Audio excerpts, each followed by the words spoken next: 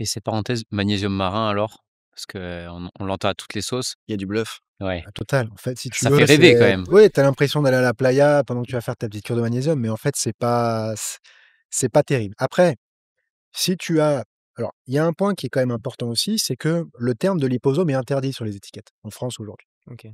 Donc il faut être assez fin pour repérer quand il y a un liposome. Généralement, il y aura marqué magnésium microencapsulé. Mais il y aura aussi marqué oxyde de magnésium, parce que généralement, les magnésiums qui sont microencapsulés, c'est des oxydes de magnésium. OK? Donc ça, il faut faire attention. Tous les dimanches, rejoignez l'aventure 1000% pour être 1% meilleur à chaque épisode.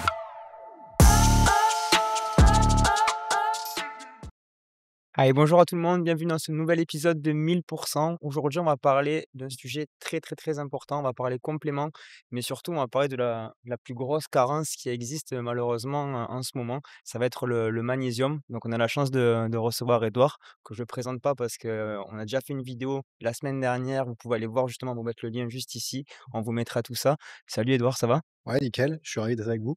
Salut tout le monde. Accompagné de Pierre et Vincent, ça va les gars, la forme? Salut.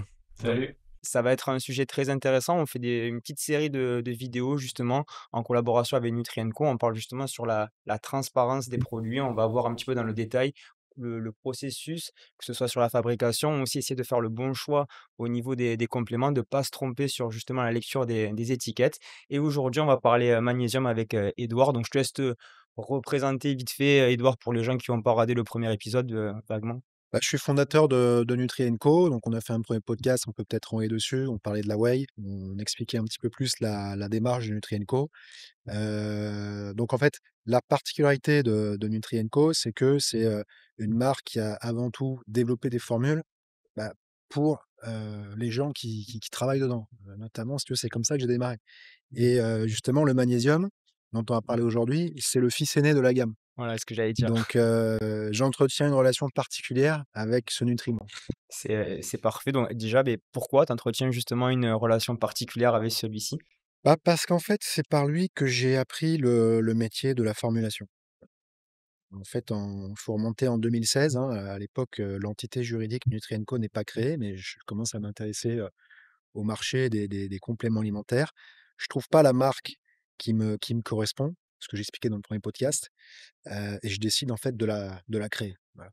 Pari un peu fou parce que j'ai pas de formation scientifique, enfin en tout cas, de master, je suis pas ingénieur et cetera.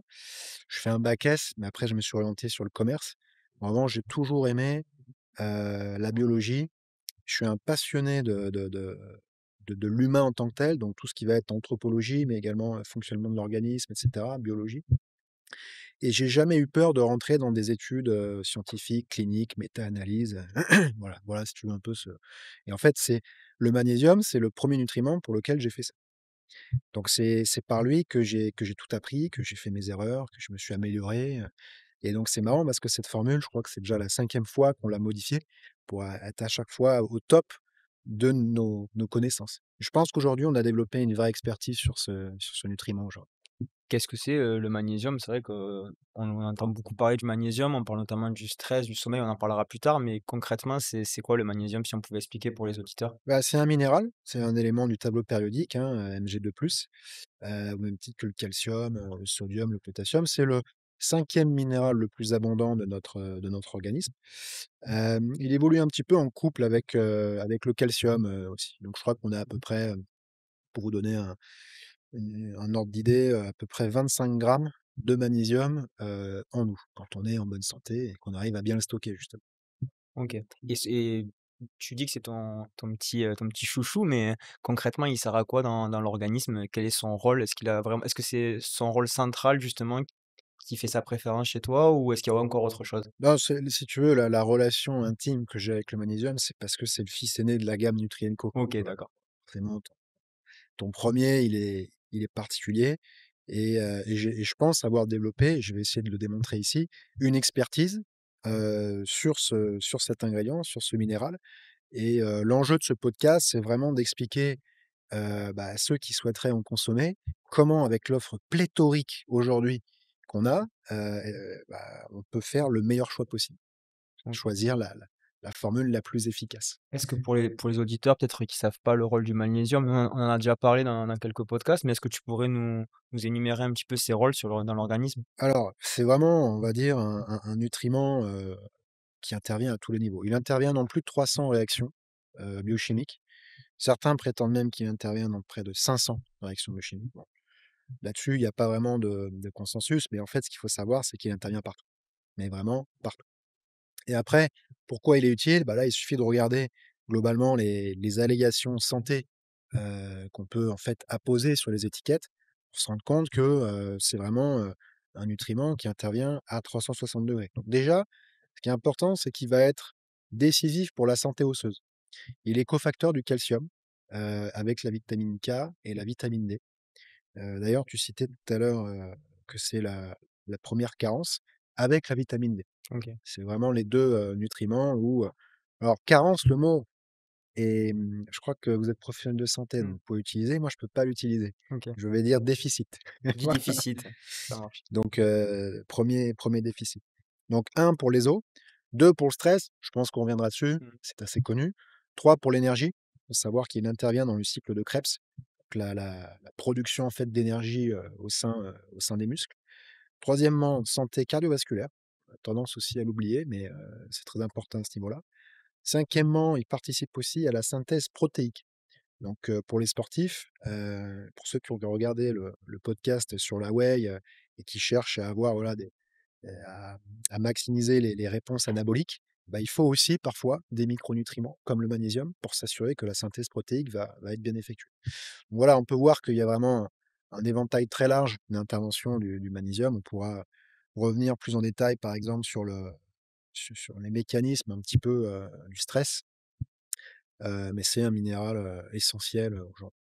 et c'est vrai que pourquoi il y a une carence est-ce que c'est que chez nous en France, dans le monde occidental, ou est-ce que tous les pays du monde sont carencés? Et à quoi tu l'expliques? Alors c'est une bonne question. Moi, je vais te parler principalement des diètes occidentales. Il y a des études observationnelles, notamment, il y a 4 études. Il y a Suvimax 1 et 2 et il y a INCA 1 et 2 aussi, qui ont démontré, alors pas systématiquement, mais que voilà, il y avait des déficits en matière d'apport, en magnésium, aujourd'hui. Donc on sait que globalement, il y a à peu près 75 de la population française qui n'a pas quotidiennement ces apports en magnésium. Le magnésium, c'est un nutriment essentiel, c'est-à-dire qu'il n'est pas fabriqué par l'organisme, il faut l'apporter par l'alimentation et nos organismes de santé, pour les nutriments essentiels, hem, publient ce qu'on appelle des apports, recommandés, qu'on va trouver sur les étiquettes. Si c'est pas un nutriment essentiel, bah, tu as pas en fait ce petit AR, apport recommandé, sur l'étiquette, OK? Et donc on s'est rendu compte dans les études observationnelles, bah, qu'on était, en deçà, voire très en deçà. Voilà ce qu'on peut dire, là-dessus. Et dans l'alimentation concrètement, où c'est qu'on peut avoir du magnésium? Enfin, dans quoi je vais aller le chercher?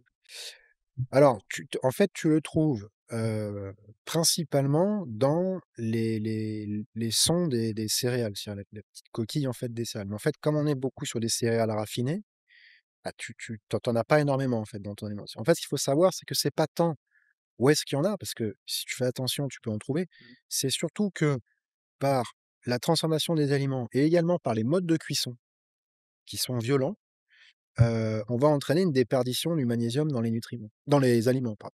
Et c'est ça qui va entraîner, enfin d'après moi, le la logique de la supplémentation. Quelque chose qui était intéressant, c'est qu'on avait reçu, NutraStream qu'on salue d'ailleurs s'ils nous écoutent. Il nous avait parlé de la difficulté, je crois, à doser le magnésium, si je dis pas de bêtises, Ouais. hein. Il dit que c'est faire une prise de sang avec du magnésium, ça a pas trop de C'est sens et d'intérêt. circulant en fait, Ouais, hein. est-ce que tu pourrais, nous donner un petit peu ta vision? Oui et non. OK, J'ai pas regardé ce podcast, pas j'espère de que ça souci. sera à peu près aligné. Oui, parce que, effectivement, en fait, ce qu'il faut bien comprendre, c'est que le magnésium, c'est un minéral intracellulaire. Il y a des minéraux extracellulaires comme le sodium, donc dès qu'on transpire quand on fait du sport, c'est salé parce qu'il y a une grosse déperdition de sodium.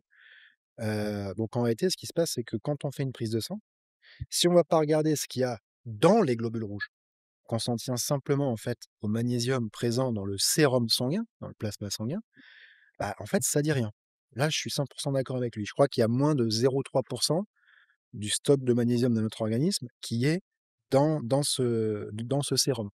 et en plus, ça donne pas beaucoup d'indications parce que alors oui, les laboratoires, vous savez, ils mettent toujours des fourchettes. Si tu es en dessous, tu es carencé, si tu es au-dessus, c'est dangereux, voilà, enfin, tu es en déficit. Mmh.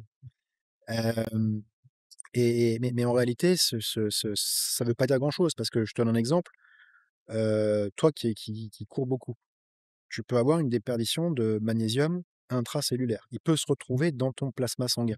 Tu peux faire une analyse et tu peux avoir un taux de magnésium sérique élevé, OK, alors que dans tes cellules, tu en as plus. Tu vois ce d'accord. que je veux dire? Ouais, je vois bien sûr. Donc c'est vraiment pas une bonne indication. En revanche, il existe une autre analyse, l'analyse du magnésium érythrocytaire. Ça, globalement, c'est tu regardes le magnésium qu'il y a dans tes globules rouges.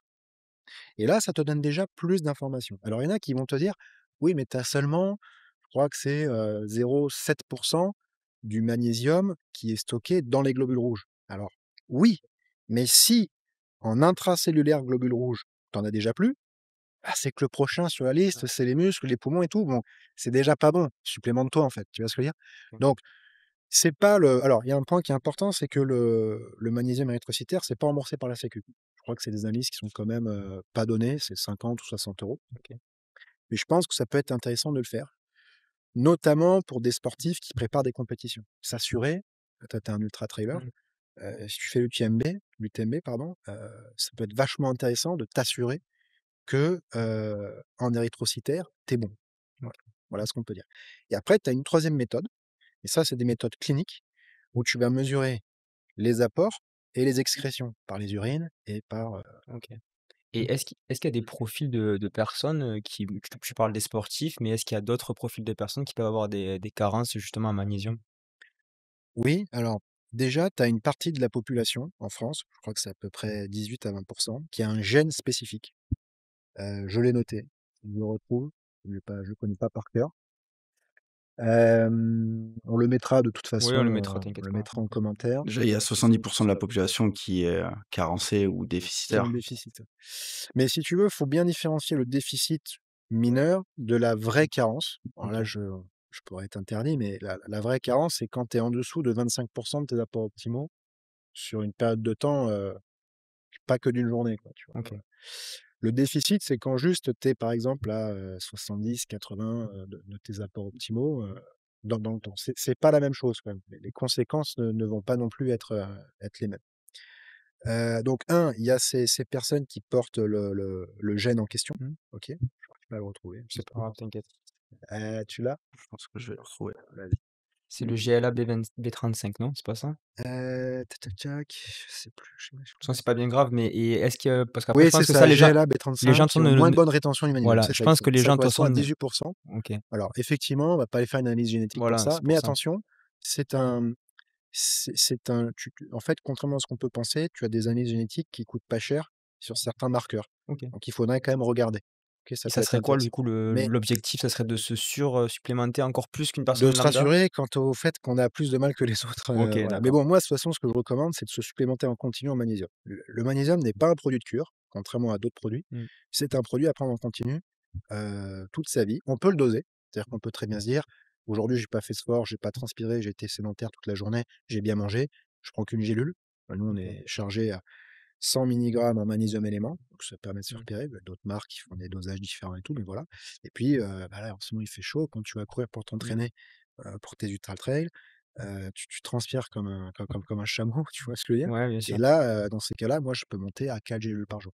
OK. Donc tu viens adapter en fonction de ton mode de Ouais, vie je viens adapter. et est-ce que heu, c'est en fonction de ta ton activité sportive ou ça peut être en fonction du stress, si tu as mal dormi? Oui, stress aussi, également, mais moi, c'est surtout le sport.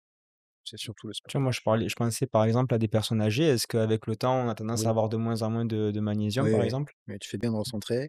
Donc ces personnes porteurs du gène, mais de ces 18 de la population française, j'en parlais surtout pour sensibiliser les gens. OK. Ils ont une chance sur de 5 d'appartenir, globalement à cette population qui aura du mal. Ensuite, femmes enceintes, personnes âgées et sportifs. OK. Voilà, c'est ceux qui sont les plus susceptibles. Le sport, bon, on vient de m'expliquer.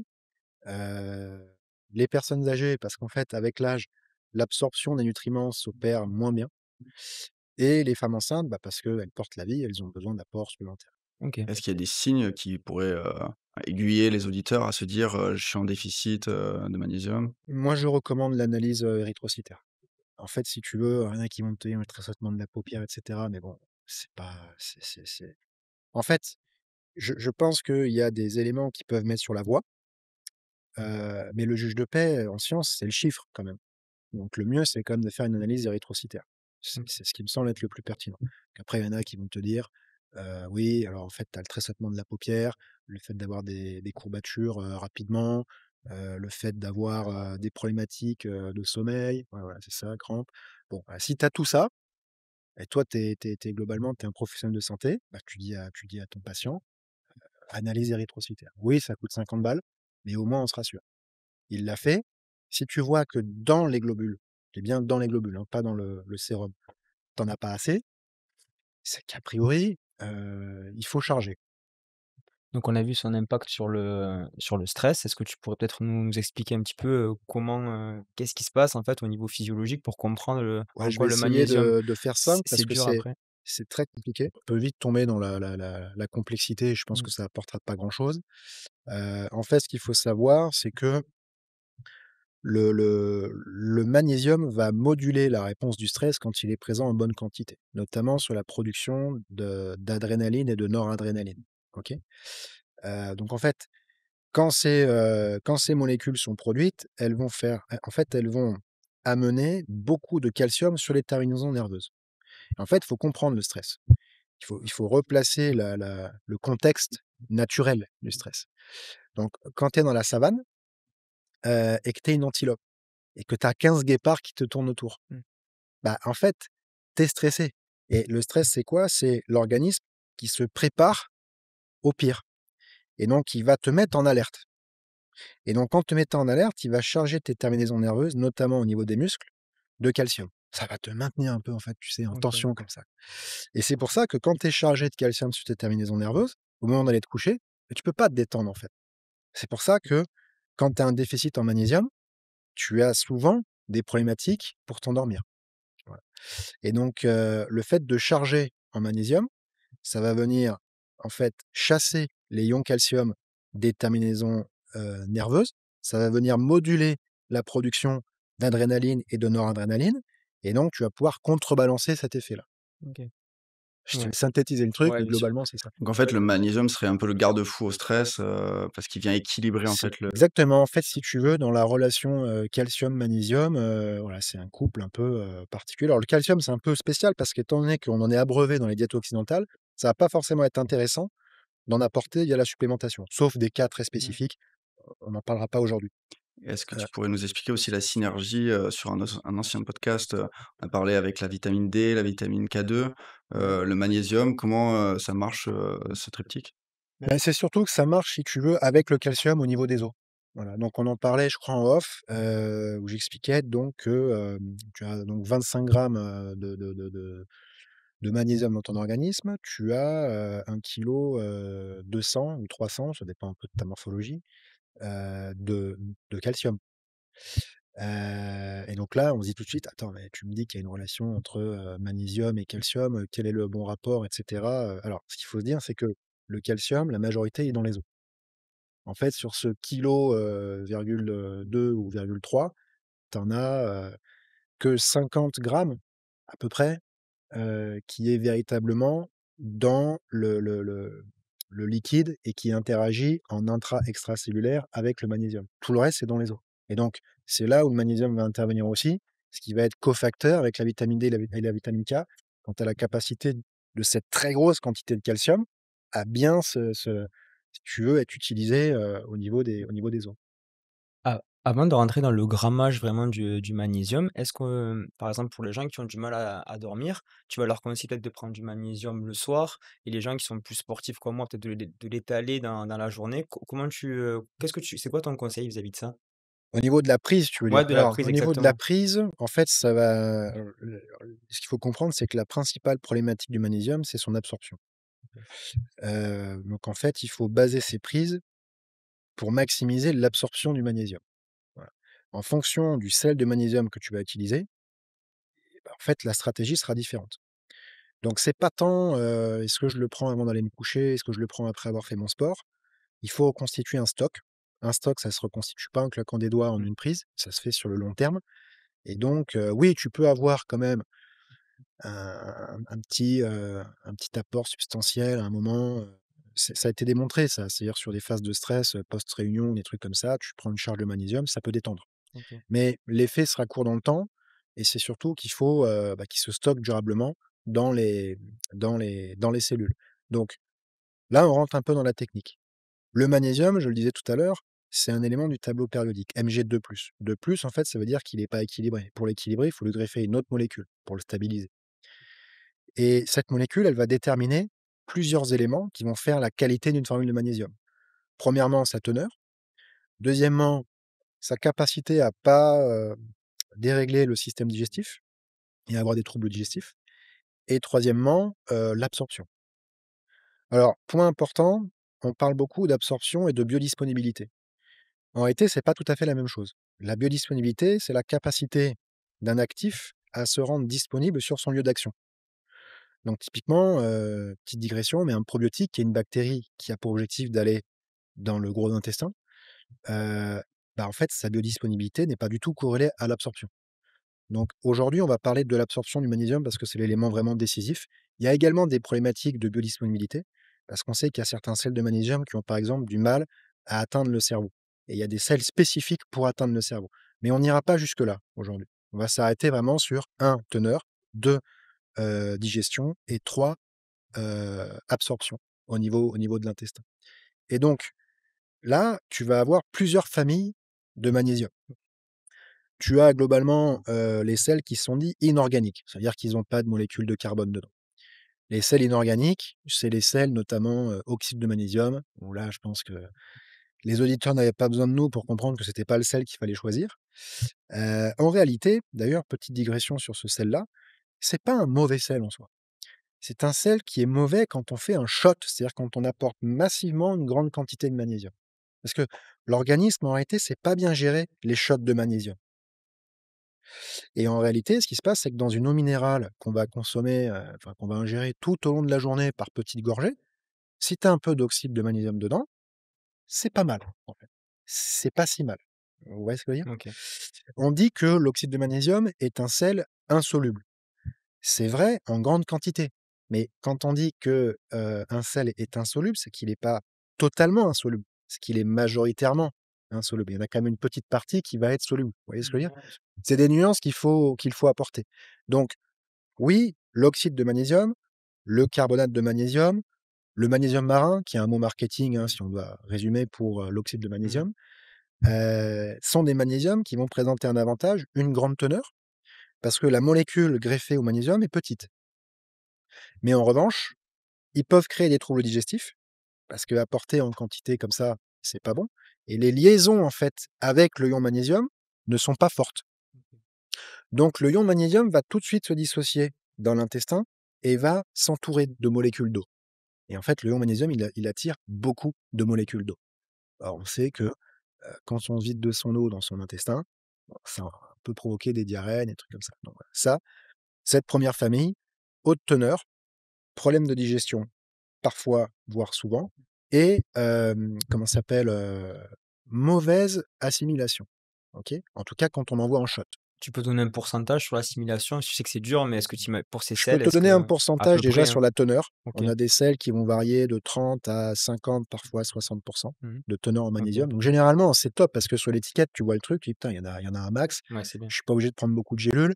À première vue, ça sent bien Mmh. et tu peux te faire leurrer parce qu'en fait, l'enjeu, il est pas là. OK. Ce qu'il faut savoir, c'est que peu importe le sel que tu utilises, même les sels top niveau, tu n'absorberas jamais 100 de ton magnésium. Donc on prendra pas 50 des 50 déjà, tu veux dire? Ça veut dire Ouais, qu'on c'est va dire ça. que 50 à C'est-à-dire que l'intérieur et en plus, on ne prendra même si pas? tu prends l'un des meilleurs sels, on va en parler, qui est le bisglycinate de magnésium, OK, que tu te mets dans des conditions de réussite absolue, OK, tu en absorberas maximum 70-75.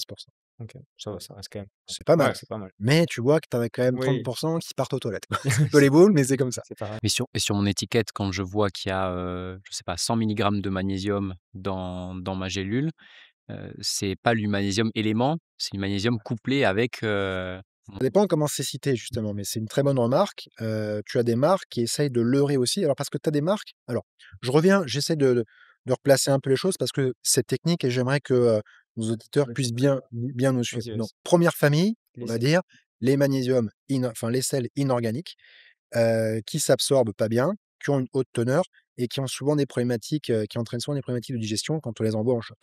Deuxième famille, les sels dits organiques. Donc là, cette fois-ci, on va avoir des molécules de carbone à l'intérieur, c'est pour ça qu'on les appelle organiques et on va trouver des sels qui ont, on va trouver 2 sous-catégories, dont une catégorie qui est très intéressante, c'est les chélates. On en parlait en off tout à l'heure. Mmh. Les chélates, en fait, ils vont avoir cette capacité à bien capturer le magnésium et à empêcher que les molécules d'eau dont j'ai parlé tout à l'heure viennent un peu le perturber. OK? Et il y a également donc là, c'est là-dedans qu'on va retrouver le bisglycinate, qui est très connu. C'est là-dedans qu'on va retrouver aussi le malate, le citrate. Voilà, le citrate est pas au top parce que ses liaisons sont pas covalentes, donc c'est pas très solide et donc en fait, dès l'estomac, le ion magnésium se retrouve déjà libre. OK? Et on va parler des canaux d'absorption après. Donc là, on est globalement sur une famille. L'avantage, c'est qu'on est quand même sur assimilation qui est meilleure. OK? On est en revanche sur une teneur qui est faible, parce que dès que tu rajoutes des molécules de carbone, bah, ça fait des molécules qui sont beaucoup plus grosses. Donc si ton transporteur est plus gros, bah, mathématiquement, ton magnésium pèse moins lourd, à côté. Et globalement, on a plutôt une famille qui se tolère bien d'un point de vue digestif. Il y a quand même un gradient assez important entre parfois des personnes qui réagissent assez mal au citrate de magnésium, d'autres réagissent bien et au contraire, du glycérophosphate ou du bisglycinate où là, globalement, ça réagit quand même, plutôt bien. Ce qu'il faut savoir, c'est que là, on est sur des sels qui vont être dits solubles, c'est-à-dire majoritairement solubles, hein, c'est un abus de langage, soit dans l'eau, soit dans le gras. Prends par exemple le glycérophosphate, lui, il est liposoluble. Donc c'est aussi intéressant parce qu'on va jouer sur des canaux d'absorption qui vont être un petit peu différents. En fait, ce qu'il faut bien comprendre, c'est que la solubilité, quand vous voyez ça dans les argumentaires, c'est important parce que ça permet de descendre à l'échelle moléculaire et c'est à ce niveau-là que l'absorption se passe. C'est-à-dire que si globalement vous mettez du sel dans un verre et que, vous en mettez trop et qu'il se dissout pas pleinement et ben, en fait, l'excès de sel que vous voyez et ben, imaginons que le fond du verre soit la barrière intestinale, il ne pourra pas y accéder en fait. Il est pas à l'état moléculaire. Vous voyez ce que je veux dire? Ouais, Il ne bien pourra sûr. pas rentrer par les canaux d'absorption et cetera. Donc voilà pour cette deuxième famille. Donc on l'a compris, faible teneur, mais bonne absorption et bonne, digestibilité. Et enfin, il y a une troisième famille. Il y a une troisième famille qui réunit un peu le meilleur des 2 mondes. C'est-à-dire qu'on va avoir une haute teneur, une haute absorption et également une bonne, tolérance digestive. C'est ce qu'on appelle la famille des magnésiums microencapsulés ou les magnésiums liposomés. Et donc, on va capturer un sel de première génération, généralement un oxyde de magnésium, dans une sphère de phospholipides. Les phospholipides, en fait, ce sont des corps gras, des lipides, en fait, qui sont constituants des membranes cellulaires de notre organisme. Donc, en fait, c'est reconnu comme nutriment tout au long du tractus digestif. Alors que les autres, comment ça s'appelle, sels de magnésium, vont avoir des capacités d'absorption à des endroits spécifiques de l'intestin. OK?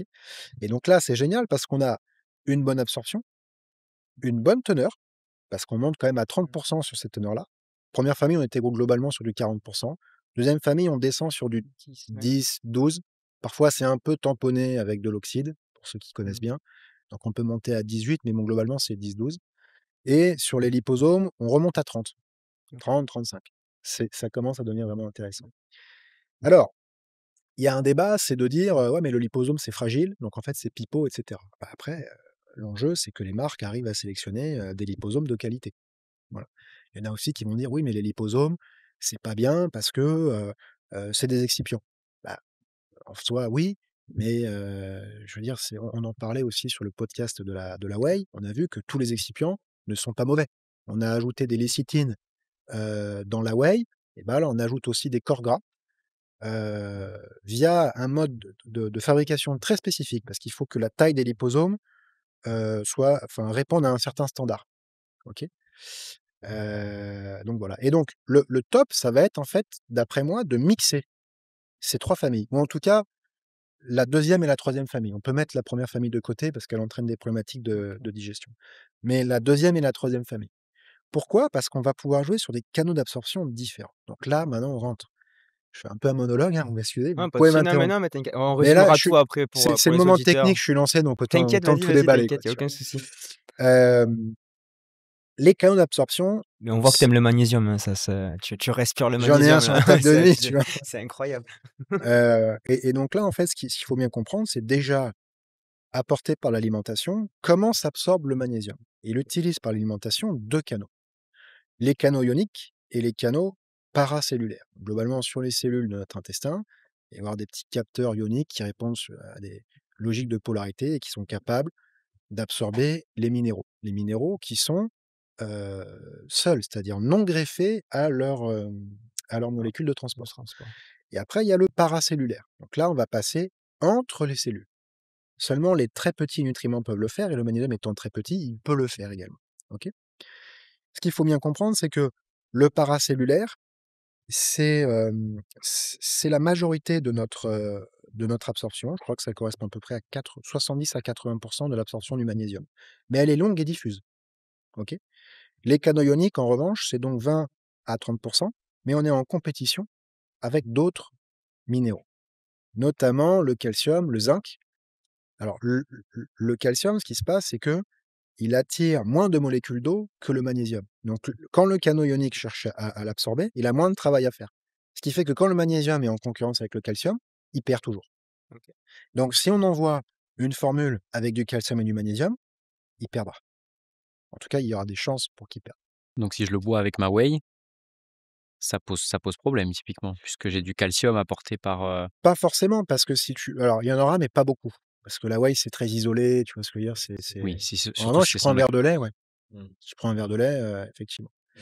De toute façon, on recommande de consommer le magnésium en dehors des repas. C'est pas toujours possible. C'est pour ça que les liposomes vont devenir intéressants. On va en parler, parce qu'en fait, le liposome, il te permet de dire finalement, putain, j'ai oublié de prendre mon magnésium, j'avais pas mes gélules avec moi, j'étais en déplacement et tout. J'arrive chez moi, enfin, où je dois le prendre sur un repas. Je peux quand même, parce que le liposome joue sur des canaux d'absorption où il n'est pas en compétition. Et donc, en fait, on peut le prendre sur un repas. C'est même plutôt pas mal parce que sur les repas, les corps gras s'absorbent mieux. Voilà. Donc globalement, ces 2 canaux naturels, OK, une compétition qui s'opère. Plus l'âge avance, plus les canaux ioniques, sont moins efficaces ou alors en tout cas captent des minéraux, comme le calcium, et cetera, voilà. D'accord, OK. Il peut aussi y avoir une compétition avec le fer sur les canaux DMT1, on ne parlera pas, mais c'est des spécialistes, Ouais, ouais. au moins on passe pas pour des abrutis. Et donc après, ce qui va être intéressant, c'est que certains sels de magnésium, certains transporteurs, comme le bisglycinate par exemple, sont capables d'ouvrir de nouvelles voies. L'avantage du bisglycinate, c'est que il utilise les canaux, peptidiques. Parce qu'en fait, bisglycinate, c'est 2 glycines qui, forment une cage pour protéger le magnésium. Et donc en fait, on va pouvoir jouer sur les canaux peptidiques, le paracellulaire aussi, parce que les glycines en tant que enfin les 2 glycines en tant que bipeptides, elles peuvent être sciées par les enzymes, enfin découpées par les enzymes et donc dans ces cas-là, ça peut libérer le magnésium. Mais ce qui est intéressant, c'est que les glycines vont avoir tendance à acidifier le bol alimentaire et en environnement acide, le magnésium s'absorbe mieux, notamment paracellulaire. OK? Donc finalement, avec un mysicinate, on va jouer sur les canaux ioniques et les canaux paracellulaires parce que parfois ils se dissocient, mais également par la voie des bipeptides. D'où l'intérêt aussi, quand on est sur un pur bisglycinate, de ne pas le prendre sur les repas. Parce que si on prend, une grosse viande, qui a un max de bipeptides qui sont découpés, bah, on va rentrer en compétition, avec eux. Vous voyez ce que je veux dire? OK. Et après le liposome, lui, ouvre également une quatrième voie qui est globalement, on appelle ça l'endocytose. Et le gros avantage en fait de ce de ce transporteur, c'est que lui, il va plutôt aimer les repas. Parce que comme je le disais, les corps gras sont mieux absorbés Les pendant les repas. repas, OK? Donc nous, notre parti pris, c'est de dire: «Le top, c'est d'avoir une formule multitransporteur parce qu'elle est polyvalente». OK. Voilà. Et si on n'est pas avec une discipline de fer difficile à tenir, je pense une stratégie multicelle, c'est multitransporteur, pardon, c'est la plus percutante, notamment sur la deuxième et la troisième famille. Ce que je propose, c'est de mettre un petit tableau Ouais, bien où sûr. on résumera vite fait les selles des deuxième et troisième familles, pour qu'on puisse les reconnaître sur l'étiquette. L'objectif clé, c'est, l'assimilation et finalement, c'est pas de choisir entre les 3 familles, mais c'est d'avoir, une mixité pour, attraper, tous les canaux. Ça, alors, je recommande quand même plutôt de ne pas opter pour les selles de première génération, sauf potentiellement dans des produits type électrolyte. Donc là, toi, tu cours beaucoup, Mmh. Alex. Donc en fait, si tu veux, tu dois connaître les électrolytes. C'est des comprimés généralement effervescents qu'on met dans sa boisson avant de partir. Voilà. Et en fait, ça va apporter des minéraux et ça va venir compenser la déperdition minérale qu'on a par la transpiration. Et donc là, on va avoir une prise diffuse. Surtout toi qui fais de l'ultra trail, en fait, ta boisson, tu peux la consommer sur 2-3 heures parfois. Et là, on retrouve ce dont on parlait tout à l'heure, enfin, un apport très diffus. Et quand c'est très diffus, l'organisme sait gérer les sels de première génération. Ok.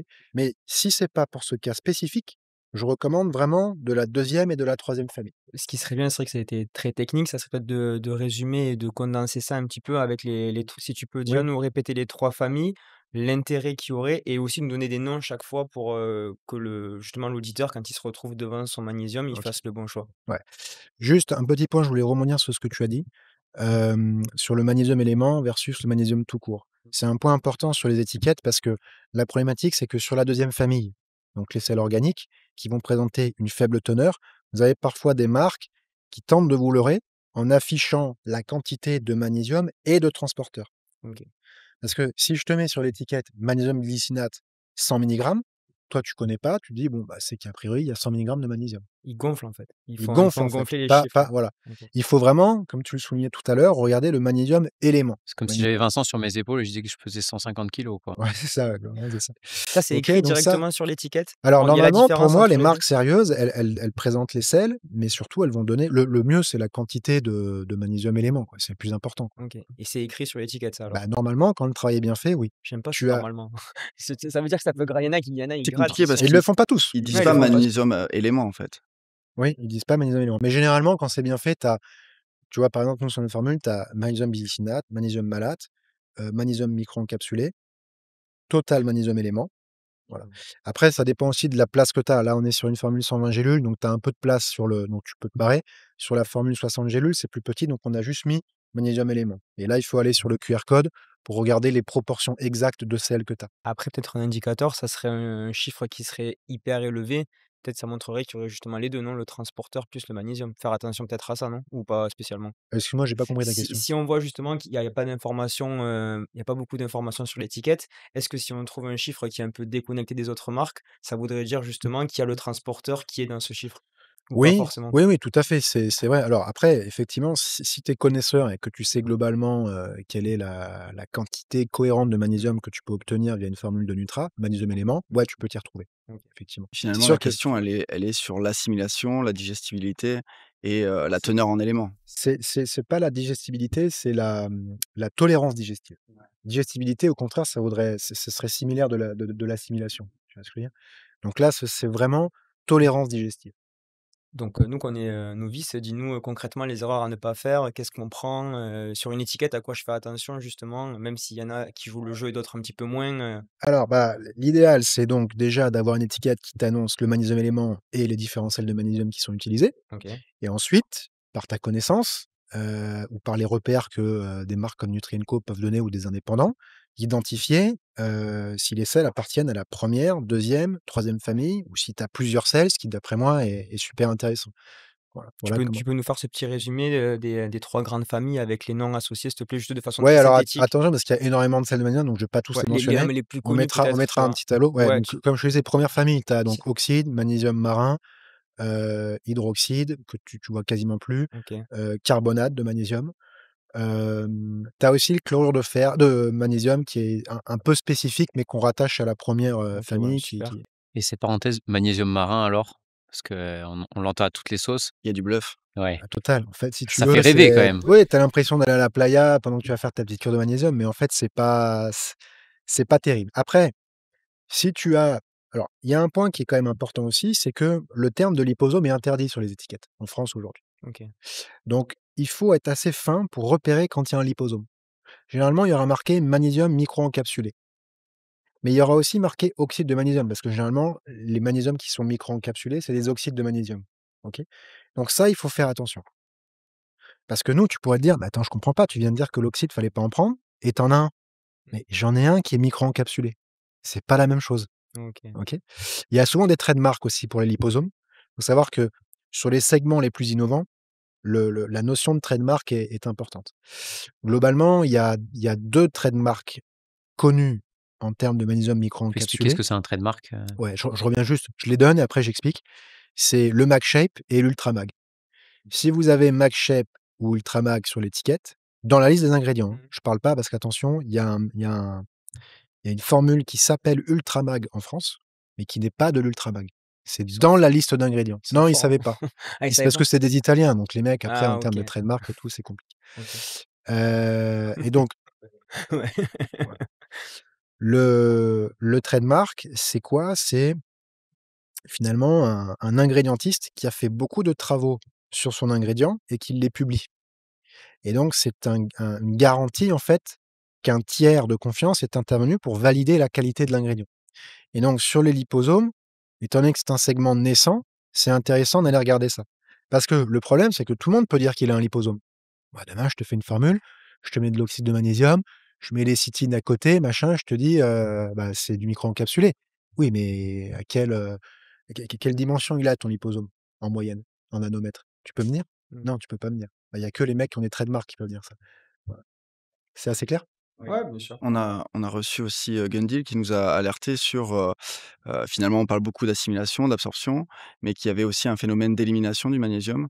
Est-ce que tu pourrais, nous dire un petit peu? D'élimination, tu veux dire, enfin. Que finalement l'organisme, éliminait et Oui, bah, c'est en fait, si tu veux, à un moment, ce qu'il faut savoir, c'est que le magnésium Mg2+, il aime pas rester juste Mg2+, il aime se greffer à quelque chose d'autre. Donc dans les réactions, il va se dissocier, en fait, il va passer d'une molécule à une autre et si à la fin il est greffé sur une molécule déchet, il va être éliminé, soit par les urines, soit par les autres voies. Donc voilà ce qu'on peut dire, à ce niveau-là. Donc tu as systématiquement une déperdition, mais tu peux lutter contre la déperdition. Tu luttes contre la déperdition, bah, déjà en ayant une alimentation qui soit un minimum équilibrée. On a parlé aussi des modes de cuisson. Mode de cuisson, c'est quelque chose d'important. Plus tu as des modes de cuisson doux, meilleur c'est. Donc, on va penser par exemple, tout ce qui va être, légumes, Ouais, cuisson vapeur à moins de 95 degrés, je crois, c'est pas mal pour préserver les nutriments essentiels comme intéressant. ça. Pareil sur la partie, comment ça s'appelle? Céréales, heu Intégrale, complète. Ouais, voilà, exactement. Mais surtout, faire attention à la température. Mais encore une fois, bon, tu vas pas mettre un thermomètre tous les jours. Enfin, moi, en tout cas, j'en suis pas là de mettre un thermomètre, si tu veux, dans ma casserole pour m'assurer un truc. C'est pour ça que ça devient intéressant. En fait, tu vois ce que je veux dire? Voilà. Et donc voilà. Pour revenir sur les liposomes finalement, est-ce que ce serait pas un faux débat, que ça soit, synthétique, VS naturel, qu'est-ce que tu Si, c'est une bonne remarque. En fait, c'est un peu le même sujet que sur la whey avec les lécithines. Bah, on l'a dit, hein, un vrai liposome, un liposome de qualité, très marqué, reconnu. C'est un liposome qui va être constitué de phospholipides et je vous le disais tout à l'heure, les phospholipides, c'est des lipides qui structurent aussi la membrane de nos cellules. D'ailleurs, on en parlera quand on fera le point sur les oméga 3. Donc en réalité, on se rend compte que c'est quelque chose de naturel. Encore une fois, tous les êtres vivants, en fabriquent en réalité. Voilà. Donc il y a pas de faut sortir de ces débats marketing où les marques s'écharpent sur les excipients, les machins, les trucs comme ça, c'est pipeau.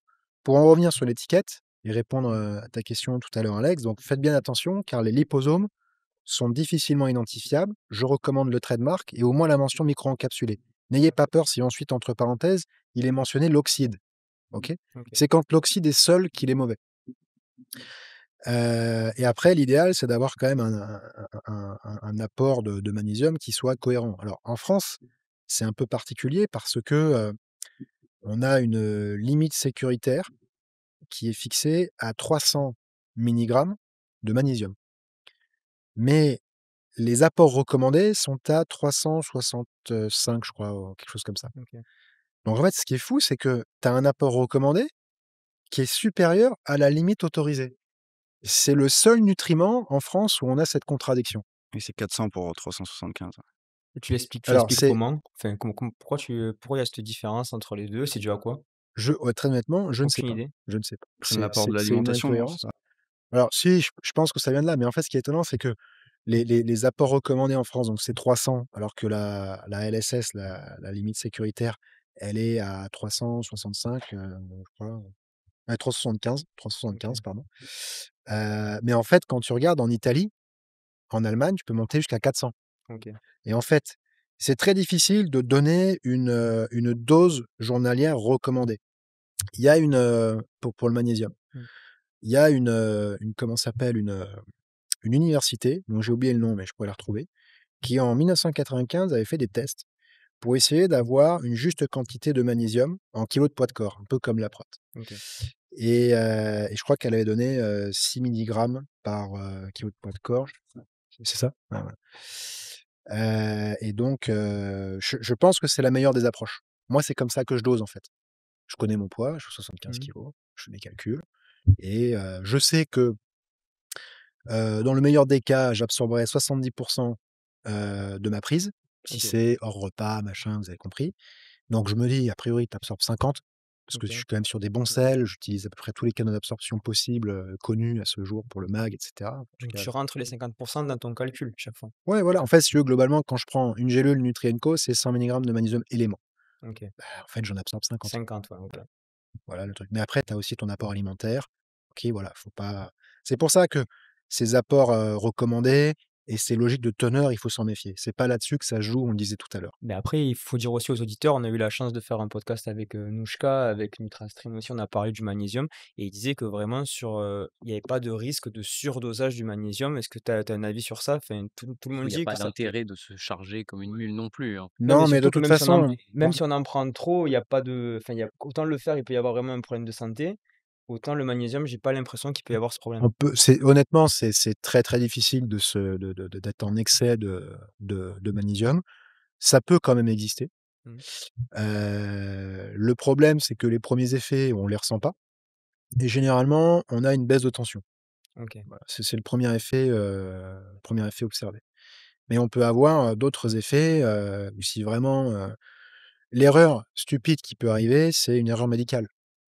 Parce qu'il existe aussi des solutions injectables de magnésium, parce que dans Mmh. certains Cas extrême. protocoles médicaux, bah, tu dois avoir recours à ce type de truc-là et bah, si en fait tu te plantes de chambre, que tu vas chez tu sais, il y a toujours le pauvre médecin qui a opéré la mauvaise jambe. On a tous Mmh. entendu parler de ces Ouais, bien sûr. trucs-là, quoi. Bon, bah, là, il lui met l'injection au mauvais patient qui lui était pas carencé, boum, là, ça peut être arrêt cardiaque. Mais là, on est vraiment sur Ouais, des c'est très, un cas très, très, très, très très, très extrême. rares. Et qu'est-ce que tu conseilles sur la prise de magnésium? Tu as dit que c'était en dehors des repas, mais en même temps, tu nous as dit que si on avait une trop grosse, dose de magnésium, on avait une difficulté à assimiler Sur la première famille.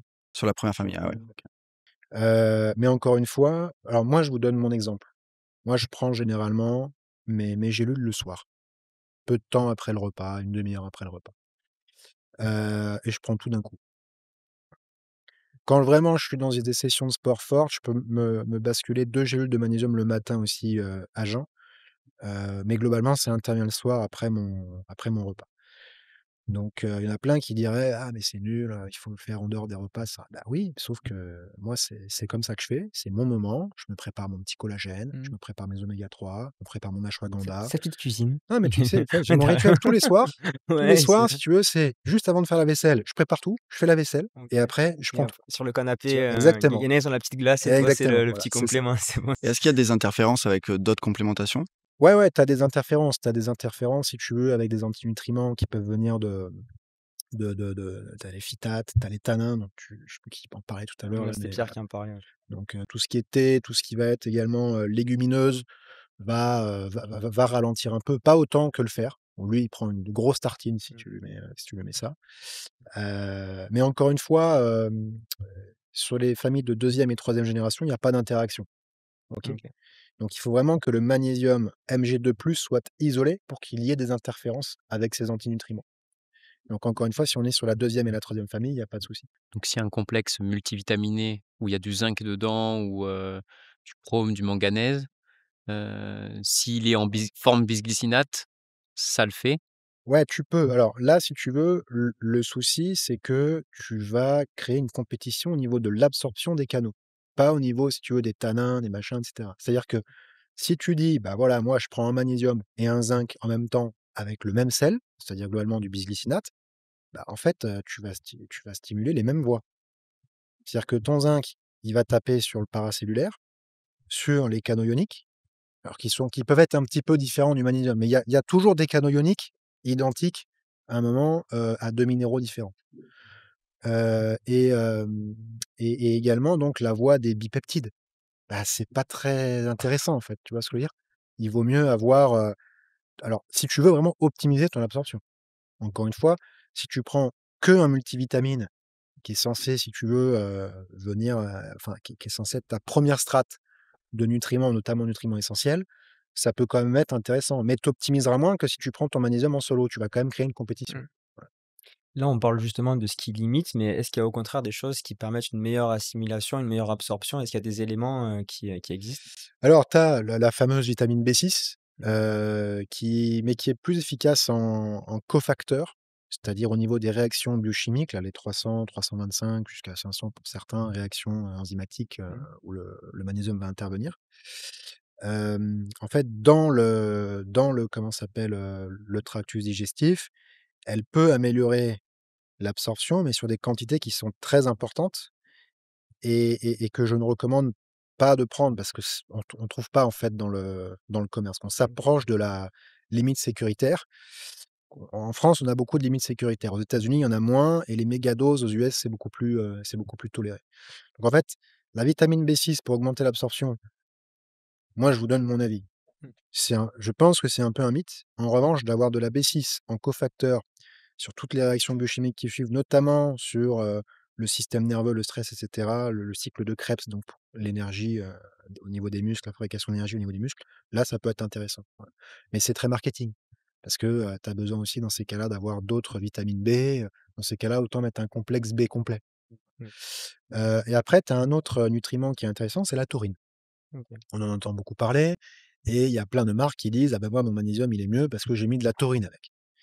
Alors, la taurine, déjà, on Parce va qu'on se casser on deux se trois boit une trucs Red dessus. Bull, en fait, avec le Voilà, magnésium, alors, comment ça se passe? en fait, contrairement à ce qu'on pense, la taurine, c'est une molécule c'est un sédatif, pas OK. un excitant. C'est juste que tu avais, en fait, des scientifiques allemands qui l'ont isolée dans la salive du taureau pour la première fois à la fin du 19e et donc ils ont appelé ça taurine et tu as des marketeurs qui sont repassés derrière: «Taureau, testo, énergie, boum, taurine, on envoie», tu vois? Voilà, Parfait, ouais. Ouais, Red Bull. c'était simple. Mais en réalité, c'est pas du tout la taurine qui apporte l'effet véritablement boost OK. dans ton Red Bull. Ce qu'il faut savoir, c'est que de la taurine, on en fabrique nous-mêmes, mais parfois pas en assez grande quantité et donc ça peut être intéressant d'avoir un apport, mais il faut bien différencier c'est l'apport vraiment, l'échelle d'apport du magnésium, on est en centaines de milligrammes, on l'a vu tout à l'heure, de la taurine où si on veut une véritable efficacité, on est en grammes. Alors je sais plus combien, je crois que Ouais. c'est 3, 4, 5 grammes et là, il faut dizaines de gélules pour arriver à ce niveau-là, si on veut vraiment la quantité qui soit efficace. Donc en fait, le mieux, c'est d'avoir un magnésium en gélule parce que c'est ce qu'il y a de plus Mmh. pratique et à côté, peut-être, un sachet de taurine où on peut s'envoyer un 5 grammes derrière avec une petite cuillère, clac et là, dans ces cas-là, ça devient cohérent. Mais pour moi, de mettre de la taurine dans une formule en gélule, soit elle sera présente en trop Mmh. petite quantité, OK. soit, bon courage les gars, il faudra prendre un bol de gélules là, tu vois? Mais ça, la taurine, tu le conseilles pour, je sais pas, par exemple, j'ai fait un énorme effort sportif et j'en prends ou tu le conseilles vraiment au quotidien? Ça augmente la rétention du magnésium dans les cellules, c'est ce OK. qu'il faut se dire. Donc si tu es stressé, ça peut être quelque chose de très intéressant. Je pense que si tu es sportif, mais que tu n'es pas stressé, c'est moins un enjeu, parce que ça ne OK. veut pas forcément dire que tu as une problématique de rétention. Et tu le vois plus en cure par contre ou pareil en continu pour les gens stressés?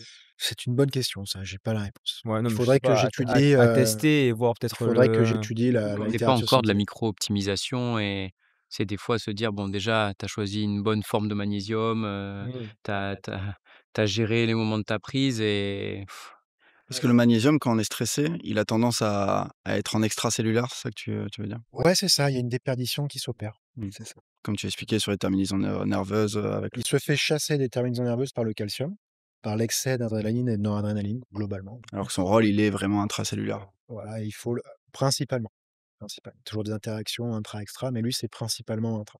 Comme le sodium, c'est extra et le potassium, c'est intra. Moi, j'ai une question sur ces cofacteurs. On entend beaucoup, tous les minéraux, ils ont des actions sur certains systèmes et là, tu dis 300 à 500 réactions enzymatiques. Finalement, ce magnésium, qu'est-ce qu'il vient faire avec l'enzyme? Il vient la soutenir, il vient l'aider? Ouais, en fait, si tu veux, tu as des réactions chimiques et tu as des transferts d'ions qui se font, tu sais? Et donc il vient se greffer à différentes parties. Tu as des énergies qui sont bah, par l'énergie, en fait, le magnésium, il va passer d'une molécule à l'autre, tu vois? C'est comme ça que ça se fait, quoi, globalement.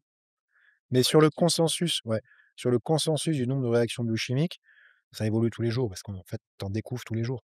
Parler des canaux, tri et bipeptides, en fait, c'est des canaux qui ont été découverts au début des années 2000. C'est pas si vieux que ça, en fait, quand on réfléchit. C'est-à-dire que, heu, avant ça, on pensait que vraiment les protéines étaient découpées en acides aminés. Vous voyez ce que je veux dire? Donc on en apprend tous les jours, en réalité. Ouais, complètement. Mais c'est vrai que ça nous tenait beaucoup à cœur de faire cet épisode sur le magnésium parce que ça a été vraiment un fil conducteur tout au long des podcasts. On avait eu sur la thyroïde, on a fait un podcast, le magnésium était revenu. On avait Avec la fait vitamine D? on avait parlé aussi de les douleurs menstruelles chez la femme, c'était revenu.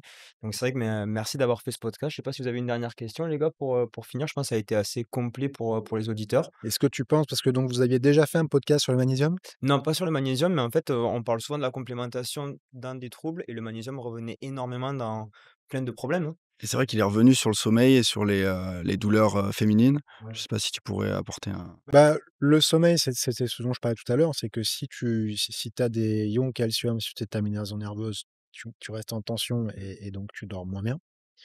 Enfin, tu as du mal à t'endormir parce que tu restes en alerte, en fait. Tu penses que le guépard va te sauter dessus, là, c'est ce dont on parlait tout à l'heure.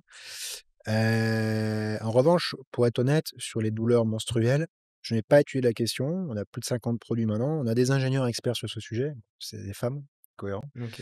Je sais que nous, dans notre formule, pour les douleurs menstruelles, on a un sel de magnésium étudié pour essayer d'atténuer les migraines, à ce type de Ouais, problématique, quoi. Voilà. bah, c'est quoi? pourquoi C'est pas? une certaine forme, du coup? Ouais, c'est un Atamax, c'est un trademark aussi. Pourquoi pas faire un podcast un jour, sur ce Ouais, sujet un peu plus bah, dans ces cas-là, féminin, on demandera à Marine si elle veut bien, participer beh, alors. ça marche. Mais j'espère que vous avez appris beaucoup de choses. Dites-moi en commentaire si vous prenez du magnésium ou pas. Quelqu'un a un dernier mot Ouais, quelle pour finir?